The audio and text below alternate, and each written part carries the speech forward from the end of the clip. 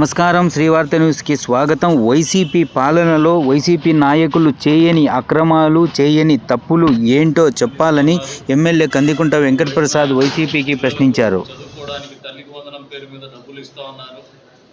అన్నదాతలకు అండగా నిలబడుతూ అన్నదాత సుఖీభావ కింద కూడా డబ్బులు ఇవ్వడం జరిగింది. 7,000 రూపాయలు కేంద్ర ప్రభుత్వం ఇచ్చినటువంటి 2,000 రూపాయలతో కలిపి మొదటి విడతగా. అంత్యస్థాయిలో ఆర్డీఎస్ ద్వారా కూడా పనులు వేగవంతమైనవి. గ్రామీణ ప్రాంతంలో అగ్రికల్చర్ పవర్ కనెక్షన్ కానీ ఇతరత్ర లో వోల్టేజ్ సమస్యలు లేనటువంటి పరిస్థితులు కానీ కల్పించేటువంటి పరిస్థితులు పూర్తి స్థాయిలో జరుగుతూ ఉన్నాయి. మూడోది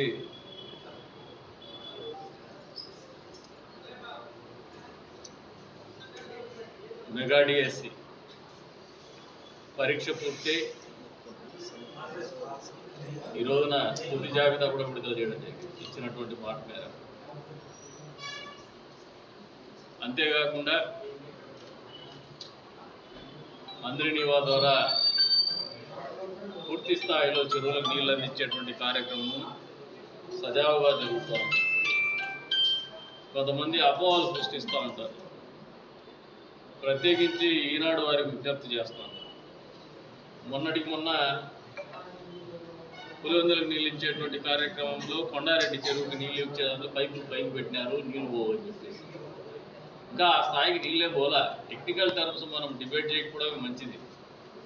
counting the birds before eggs got hatched అని, ఇంకా కోడి గుడ్డు పోక ముందే పిల్లలు లెక్క పెట్టడమే. ఇది మంచిది కాదు. ఇది ప్రజల అందులో రాయలసీమ ప్రాంత వాసులు నీళ్ళంటే ఒక భావోద్వేగం, ఒక శక్తి. అది రైతాంగం ఎదురు చూస్తూ ఉంది. గ్రామీణ ప్రాంతంలో రైతులు కాకుండా సామాన్య ప్రజలు కూడా ఎదురు చూస్తూ ఉన్నారు. నదీ ప్రవాహక జలాలు మా ప్రాంతంలో కూడా చెరువులు నింపాలని చెప్పి తలుపుల మండల వాసులకు అందరికీ కూడా మాటిస్తారు. 100కు 100% కొండారెడ్డి చెరువును నింపుతాం, దాని కింద ఉన్నటువంటి కొత్త చెరువును కూడా నింపుతాం, ముత్యాల చెరువును కూడా నింపుతామని చెప్పేసి ఏ చెరువు ఒక్క చెరువును కూడా ఖాళీగా పెట్టమని చెప్పేసి కూడా ఈ సందర్భంగా తెలియజేస్తాం. అంతేకాకుండా గాండ్లపేట మండలం ఉంది కూడా గతంలో ఒక అడ్మినిస్ట్రేటివ్ శాంక్షన్ అని చెప్పేసిన తర్వాత అది తక్కువ రేట్లకు ఉంటే కూడా రివైజ్డ్ ఎస్ఆర్ ఏదైతే ఉందో దాని మేరకు ఎస్టిమేషన్స్ ప్రిపేర్ చేసి అది కూడా టెండర్ స్టేజ్కి వచ్చింది. తొందరలోనే టెండర్స్ క్లోజ్ చేస్తాం. గాండ్లపేట మండలం ఎక్కడా మేము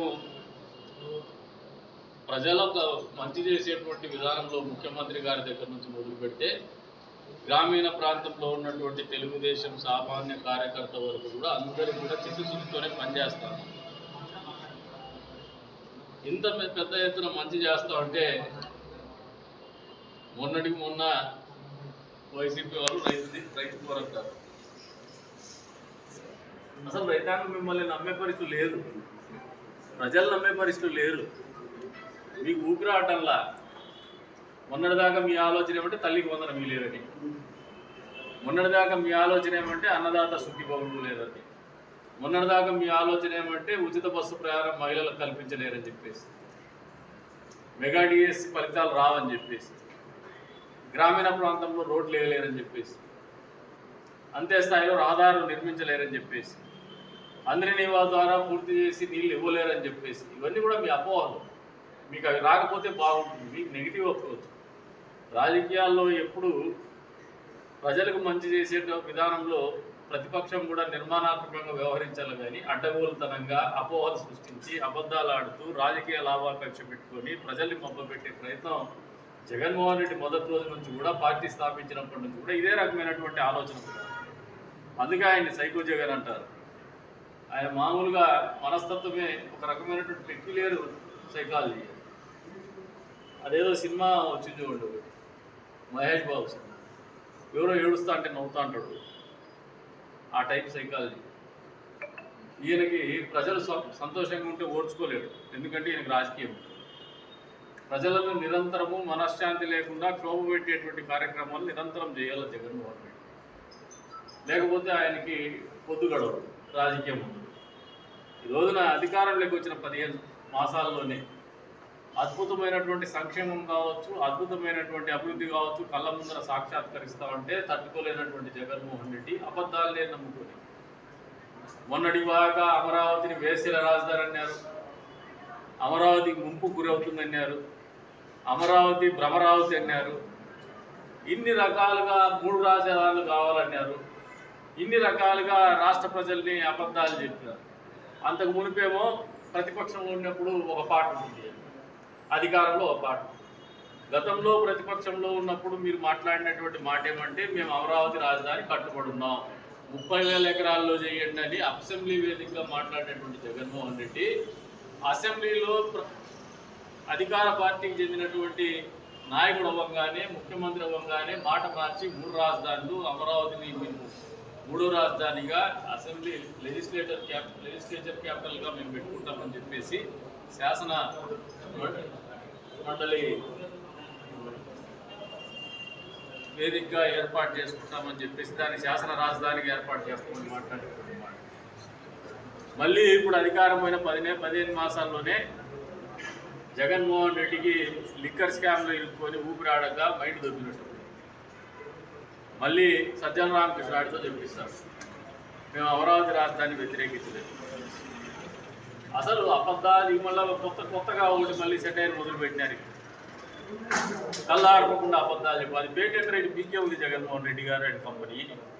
కళ్ళార్పకుండా అబద్ధాలు చెప్పగలిగినటువంటి దమ్ము, ధైర్యం, ఆ నేర్పరితనము జగన్మోహన్ రెడ్డి శిష్య బృందానికి తప్పితే ఇంకొకరికి లేదని చెప్పే సందర్భంగా తెలియజేస్తా ఉన్నారు. ఇప్పటికి కూడా అవాకులు చవాకులు పేలుతా ఉన్నారు, అడ్డగోలుగా మాట్లాడతారు. నేను పోతున్నాగా మాజీ మంత్రి ఉషశ్రీ చరణ్, మీరు కట్టిండే మెడికల్ కాలేజీలో అసలు పిల్లర్ చేసేది వదిలేస్తే గుంతలు పడి నీళ్లు ఉంటే దాంట్లో పోయేసి స్నానాలు చేయమన్నట్లు రాజకీయం చేసేది చూస్తారు. మీకు తెలిసిన రాజకీయం అది ఆడమనిషి, అందులో డాక్టరేట్ కోసం ప్రయత్నం చేస్తారు. హాఫ్ నాలెడ్జ్ వాళ్ళని మాట్లాడతాను, నీకు ఫుల్ నాలెడ్జ్ ఉంది కదా, ఉండిగోళ్ళు కనపడలేదా? కదిరికి వచ్చినావు, చెప్పా పెట్టకుండా గాండ్లపేటకు పోయినావు, అభివృద్ధే లేదని మాట్లాడతావు. మేమేసిన రోడ్డు మీద పోయినావు తల్లి నువ్వు. ఇప్పటికి నిన్ను ఎందుకు సమాధానం చెప్పాల్సి వస్తుందంటే అనివార్యంగా మీరు వైఎస్ఆర్సీపీ పార్టీకి ఈ జిల్లా అధ్యక్షురాలు ఉన్నారు కాబట్టి మీరు మాట్లాడే మాటకు అందరూ కూడా సమాధానం చెప్తాం. మేము ఖచ్చితంగా రాజకీయాలే మాట్లాడుతున్నాం. మీ కళ్ళగా నీళ్లు కనపడలేదా? మళ్ళీ ఏదో వేదికగా పిలుస్తున్నట్ట. అంటే ఇది ఒక ప్రహసనం అయిపోయింది. ఎట్లా అయ్యేది కాదు, పోయేది కాదు, లేస్తే మనిషిని కాదండి. అసలు వీడు లేచేది లేదు, వాడు పెట్టేది లేదు. ఈ రకమైన దూరంతో రాజకీయాలు చేయాలనుకుంటే ఇంకా మూర్ఖపాలు వచ్చండి. మీకు హాఫ్ నాలెడ్జే మేడం, మీకు ఫుల్ నాలెడ్జ్ అయితే లేదు. ఇదంతా half knowledge, outdated position strategy. కాంటెంపరీలో జెన్జీ వచ్చేసింది తల్లి. నువ్వు జెన్జీ కాదేమో. జెన్జీ దగ్గరికి వచ్చినప్పుడు they are more productive, they are more realistic and they are more materialist.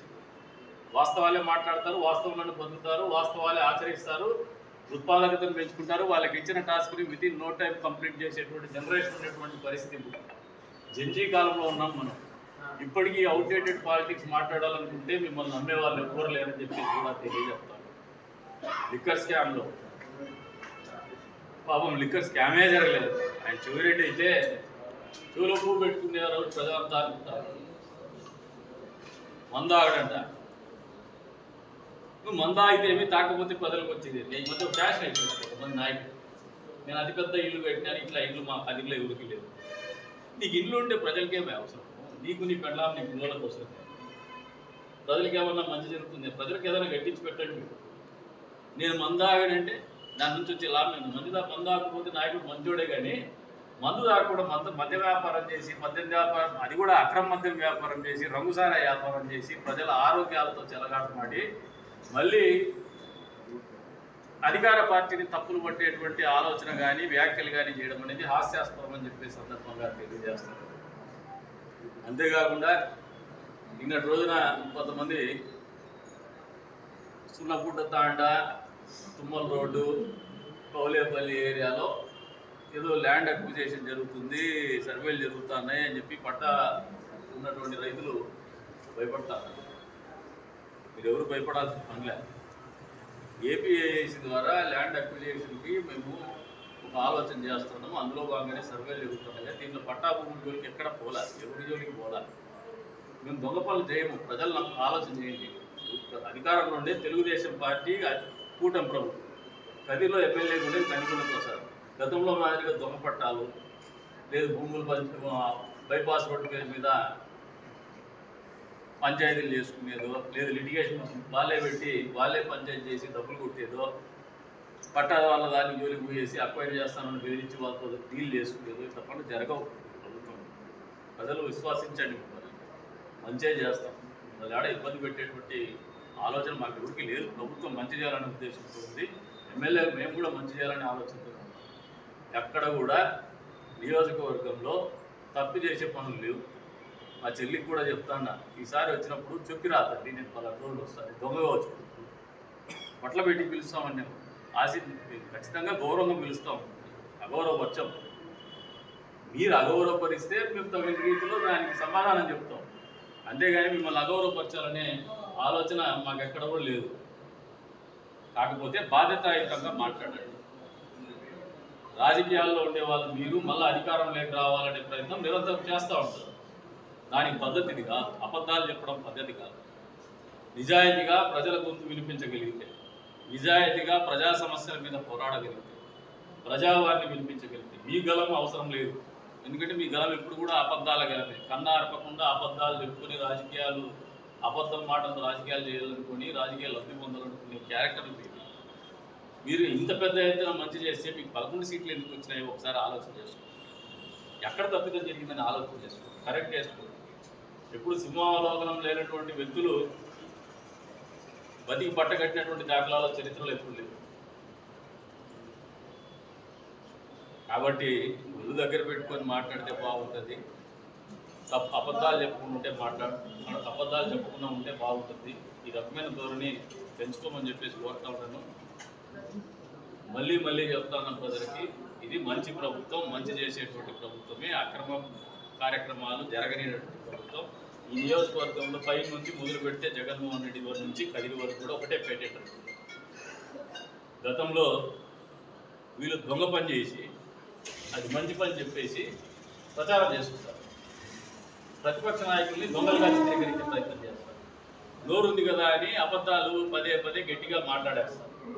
ఆ అబద్ధాన్ని నిజమని చెప్పి ప్రచారం చేసేటువంటి కార్యక్రమం చేస్తారు.